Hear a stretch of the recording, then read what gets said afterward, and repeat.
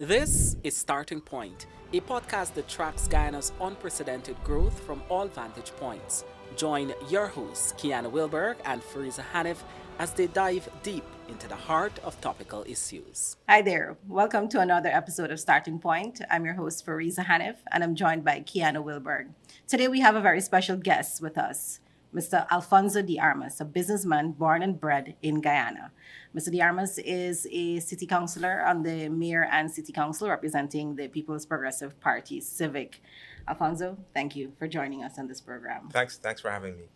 You know, a lot of people don't know who you are or what you do. We saw this new face on the mayor and city council, but not much has been said. You haven't been in the media landscape or the media scene, as we like to call it. For the benefit of our audience and our viewers, tell us, who are you, what do you do, and how did you end up here? Sure. So my name is Alfonso. I grew up in Guyana. I grew up in Guyana at a time when it promised a lot. There was a lot of opportunities. At the same time, we were coming out of a very difficult period in our history. And so I grew up knowing difficulty. My parents are immigrants to Guyana, and they literally came here with nothing. So they built everything here, and growing up, I grew up witnessing or being a part of their struggle. I remember one of my earliest memories as a child, maybe I was 9, 10 years old. I picked up the phone rang at home. Still one of those like old rotary phones, and I picked it up, and it was a landlord. It was the landlord calling to ask when his rent is going to be paid, and but before the landlord said some choice words to me, a 10-year-old kid. He's like, "Aren't you ashamed of your father? Oh, He's wow. late with his rent. You shouldn't be like him when you grow up." I've never forgotten that. That saying, tough times don't last, tough people do. Well, my parents were tough people, and they persevered. They built their business, and when I wrote CXE here. I did A levels, and then I went abroad to study. I went to Canada and I studied economics there. Economics, and actually I minored in French literature. And that's when I fell in love with policy. I had a professor there who he taught the history of economic thought, and that's when I fell in love with the idea that there is a science and sort of orthodoxy through which you can frame policies to achieve different ends, but most importantly to make people's lives better. And that's when I fell in love with the concept of economics. And that's also when I actually became a keyboard warrior, and making all the comments. No, you shouldn't do this. Criticizing and so the keyboard warrior creed. Not that you're a keyboard warrior, right? But I certainly was one. And so, fast forward to 2022, I actually had the opportunity, to emerge from behind the keyboard, so to speak, throw away the keyboard warrior suit, and actually become part of the solution. So all those years of fighting on social media and so on, I actually became part of the solution, or tried to become part of the solution, and I had the opportunity to join the People's Progressive Party's slate for local government elections,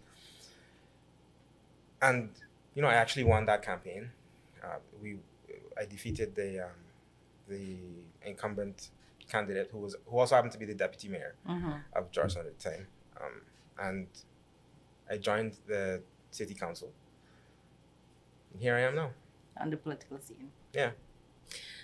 Alfonso, I really like that point that you made about falling in love with policy and how important it is. And I want to really hone in on that.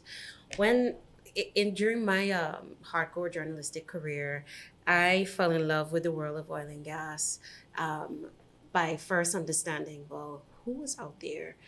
And it was ExxonMobil and Hess at the time, and it was a CNOC as well, and understanding how much the country does not understand at this point in time about oil and gas was what fascinated me. What about policy fascinates you, which you think the ordinary man may not understand? And what do you want him to understand about policy, especially at this time of our history? Okay, the most important part, or the most important element of a policy is not its intent, right? Because you read a policy on paper, and its intent, its stated intent could be, to eradicate poverty, all poverty in the world. Mm-hmm. What is the outcome? So policy should not be measured by what its intent is, but by what its outcome is. And I think that's the most crucial part of policy making. A lot of the road to hell is paved with good intentions. Mm-hmm. I guess you can apply that less drastically. We're not talking about literal hell, but yeah, certainly a lot of terrible things have happened in countries around the world that have been that were created not through evil intent, but because the policymakers had good intentions, but the policies just weren't calibrated properly enough, And so I think that that's really, really crucial. But you're on the campaign trail now. Yeah. So what has been your message to the electorate when you encounter people? What have you been telling them about the PPP's policy? But I think what matters most to us and to people on the campaign trail is trust, credibility. A party's currency is really what it does when it has the opportunity. Not the promises that it makes necessarily, right? You can promise people the world, Mm-hmm. but your currency, your measure of how good you are, is your track record. What did you do when you had the opportunity to do it, when you were in power? And that is the most important thing. The second thing is the quality of leadership. The people who are at the helm who would be at the helm of government. When you look at the PPP, I mean, there is no shortage of people who are experienced, qualified, and who are enthusiastic, who are young, and who are capable to lead Guyana's transformation. Anybody can promise stuff, but it is whether you have the capacity to actually execute, and that is what makes the big difference. And that is what we've been telling the electorate. Right. So you mentioned making promises and Yes. execution of those promises. I'm sure you've had a chance to go through the manifestos that are out there, including the PPPs. Mm-hmm. For APNU specifically, what are the three main weaknesses you have been able to identify in their manifesto compared to the PPP? Well, look, I don't want to focus too much on the APNU manifesto, but I would say that there is one fatal flaw in it, in that there is not a cohesive macroeconomic framework. It's clear that each section was written by different people who perhaps had different ideas or outcomes in mind, and so there is no cohesive macroeconomic framework that ties everything together. It is very heavy on consumption and spending, and while they do pay lip service to transformation, so to speak, it is not clear how that is going to happen. And I'll just to be more specific, a lot of their proposals would, for example, if you cost them, and I'm actually curious as to if they had anybody that was actually costing all their things, but if you cost them, they would wipe out the tax revenue base of the government, in addition to more than doubling the required inflows from the National Resource Fund. And so that is without building a single new road or investing in our country's future through capital investments. They essentially propose to tie all this consumption, all this spending, to oil, which is, as you know, a very volatile and finite resource. What happens if there's an oil shock, right? What happens if there's a war? What happens if OPEC suddenly decides that they're going to have a glut of oil in the market and the oil price drops? You're tying all of these promises. You're promising people things that you don't have 100% control over. So you've promised to double this and to triple that, and you've promised monthly cash transfers and all sorts of things. But it's not costed out, and it's tied to a future price of oil that is unknown, right? Whereas the PPP, on the other hand, our manifesto, our plans, because they're not even promises, they're plans, right? If you go through our track record, we executed on what we planned from 2020 to 2025. are tied together through a very cohesive macroeconomic framework. And by that I mean, we propose to take oil revenues, not oil wealth, it's not wealth yet, right? Oil revenues invested in lowering the cost of energy, which I think is crucial. Without that, it is difficult to diversify our economy in terms of building out or diversifying our agri sector, investing in fourth industrial tech, for example, like biotechnology and AI and all these things, investing in our youth, right? These are ways in which we can actually create a wealth base for Guyana that does not rely on oil. Oil is not going to be there forever. And it's funny. I heard Ganesh Mahipal say, well, somebody asked him, well, how are you going to pay for all of these things? Well, he said, man, they got FPSOs coming online all the time. It's crazy to me. You're tying Guyana's future to this. You're not focusing on building out a wealth base, right? You're not. You're promising. You're heavy on consumption, heavy on spending, and there's not enough focus on how you are going to build lasting wealth post-oil. It's crazy. Yeah. Before Kiana goes deep into the discussion on oil and gas, as I know both of you are very passionate about, I want to talk more a little bit about APNU. We've seen that they continue to admit that they lost the 2020 polls, that the elections were rigged. They don't want to bring that fact to the fore. How do you think this will continue to undermine the credibility of the party and, their support base, affect their support base? Well, one of the reasons why I'll be honest. I was once an APNU supporter. I actually voted for them in 2015. But a big part of the reason why I cannot bring myself to even think about supporting them anymore is because of their lack of respect for democratic norms and for the will of the people. What happened in 2020? A lot of right-thinking people are looking at it and saying, "Oh, that's a track record right there." They haven't promised that they're going to continue rigging elections, but we can believe that through their track record, right? 1968, 1973, 1980, 1985. Every time they've been in power, they have attempted to undermine the integrity of our democratic system. Every single time. There's not been a time when they have been in power and they have not attempted to undermine the integrity of our democratic system, and when they have not attempted to disrespect the will of the people. There has not been a single time. That is their track record. And that is why they have lost the support of a large swath of their former supporters, right? There's a huge cross-section of Guyanese society that is coming now to the PPP. You can't support them. You have people like James Bond, like Tanai McAllister, like Daniel Searam. These are all people who campaigned heavily for them in 2015 and even in 2020. And they were cast aside. There was they made all these fancy promises to young people, and then they were told, you got to wait your turn. In other words, when you get older, now you can be part of our solution, right? That is a track record of broken promises to the electorate, to people, to their supporters. That's why they've lost, and they will continue losing support. Yeah, growing up, I think when people mentioned PNC, it was linked to violence and elections as well.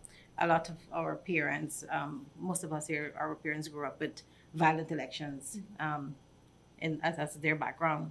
And now we see the rhetoric from the opposition camp that if they lose the elections, there will be violence. What's your thought process on that, and what do you have to say to our audience and the electorate? Are you surprised? We're talking about track record. That's their track record. It's not surprising. I know that our society has evolved, has changed over the last, over decades. I wouldn't say that their leaders have a lot of credibility. In any case, their credibility has been lost. There are still those diehard supporters, but by and large, their leaders have lost credibility. And so while they can call for violence, that rhetoric, which is extremely dangerous and can create a very volatile situation in Guyana, thankfully, the work that has been done over the last few years has been so transformative that people no longer believe anything that the APNU has to say or the PNC has to say. So, there's a silver lining. The rhetoric must be condemned. And it's not just that rhetoric, that violent rhetoric, but it is also that racist rhetoric, where if you're an Afro-Ghanese supporter of the PPP, then you must have been bought. Then you're a traitor, that you're a house slave, you're a lick bottom African. All of this rhetoric, the APNU pretends to fight and to support the dignity of Afro-Guyanese. But is that evident in their rhetoric? It's not. If you don't support them, then you're all of a sudden a traitor, a house slave, an Uncle Tom, a soup drinker.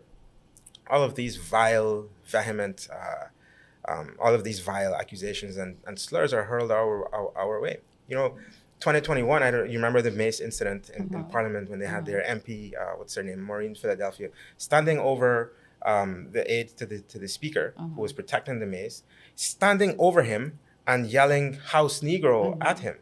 I mean, I'm looking at that and I could not believe my eyes. And these are the same people who purport to care for to care for Afro-Guyanese and the dignity of Afro-Guyanese.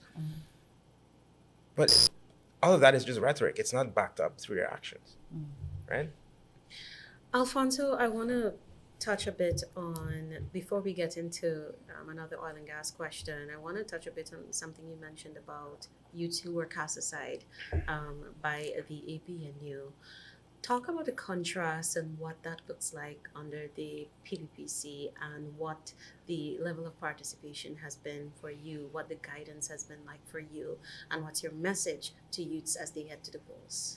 Yeah, I'm lucky to be I'm very fortunate to be part of a party, of an organization that listens and learns.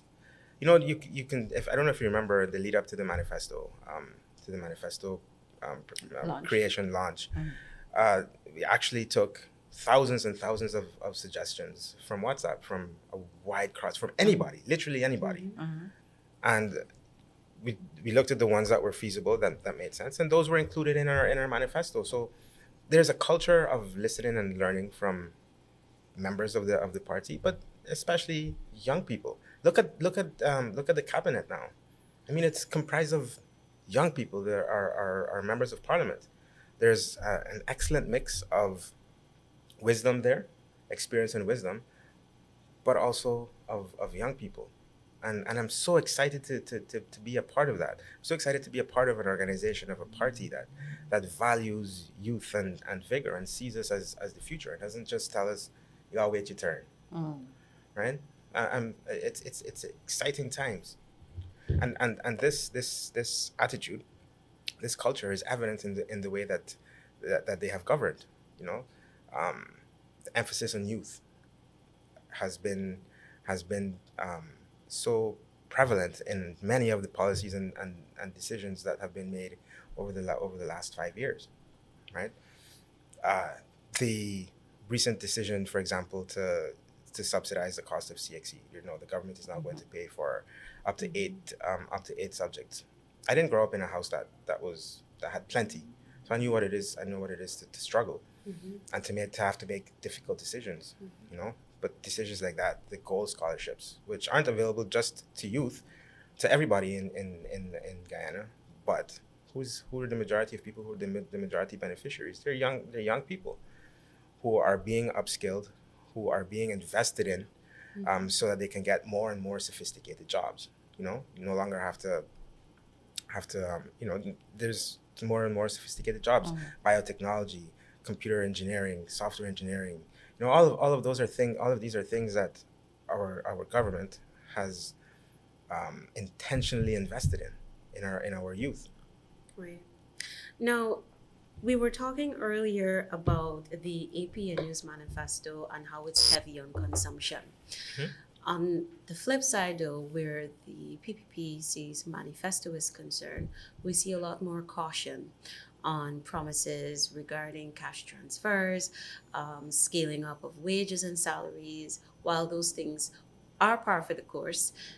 We see a bit more caution being exercised, and we see clearer plans being set out for developing the networks that will and the foundations that will support a post-oil economy. I want you to talk a little bit about the importance of that, as you contrast it with the massive promises for cash transfers that you hear from the APNU, and the importance of post-oil versus big spending today on consumption. These are complex decisions. It's not easy. They're always trade-offs, and so they are politically difficult decisions. I want to say that it would be easy for a political party, for us, to just promise people, we can give you all $1 million a month and spend out all the money, but we can for sure come back in power. So the plans that we have in our manifesto show good stewardship over our resources, right? It is, don't get me wrong, it is important to support the vulnerable in our society, to give people a leg up. That is extremely important. Mm-hmm. And that has to be balanced with investments in our country's future, infrastructure, health, education, investing in our youth, recreational areas, be able to create a lasting wealth base, so that we're not dependent on a good day on the oil market, right? Mm-hmm. Those are why I'm especially proud and happy to see the caution and the good stewardship shown in those in those plans, is because it's not always politically expedient to make those decisions. Mm-hmm. But the good stewardship has been a hallmark of the way that our economy has been managed over the last 5 years. I just want to add, for example, we hear all the time in the media and these political sound bites and political narrative that we're spending all the oil money wildly and so forth, that we're destroying all of that. But people don't realize that the PPP passed one of the most transparent and rigid rule-based acts that govern how our money is spent. And so, for example, if you look at the NRF balance at the end of December 2024, there were about $3.1 billion US dollars in the fund at that point. The Bank of Guyana is mandated by law to publish an account of how those revenues were spent and to have a balance there. So anybody can check it. This is publicly available information. As at the end of July, there was a balance of about $3.42 billion US dollars in the fund. Now, this is net of withdrawals. So despite using revenues to invest in our country's future, the fund has managed to grow 10% in 7 months. Mm-hmm. When you look at what the average growth rate for other sovereign funds like the Saudi fund, they range from 5 to 15% growth as well. So we're in line with those benchmarks. It's not as if we've spent everything, right? Our fund, our savings has actually grown 10% in 7 months net of withdrawals. It is a testament to good stewardship, which I don't think that the opposition necessarily understands that, or if they do, then it doesn't make for good politics for them.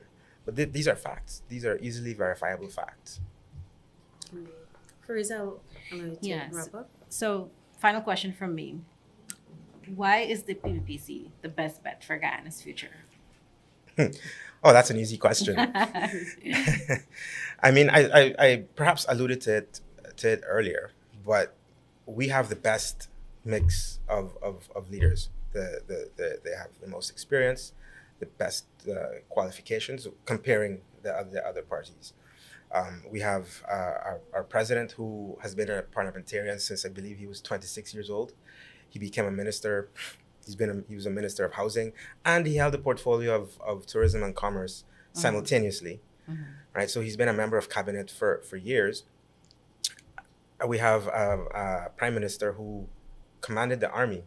I mean, he was the real brigadier, as they call him. He was actually the chief of staff of our defense forces. So he knows what it means to lead. He knows about making difficult decisions for the future of our country. And then we have our honorable vice president, who was president twice.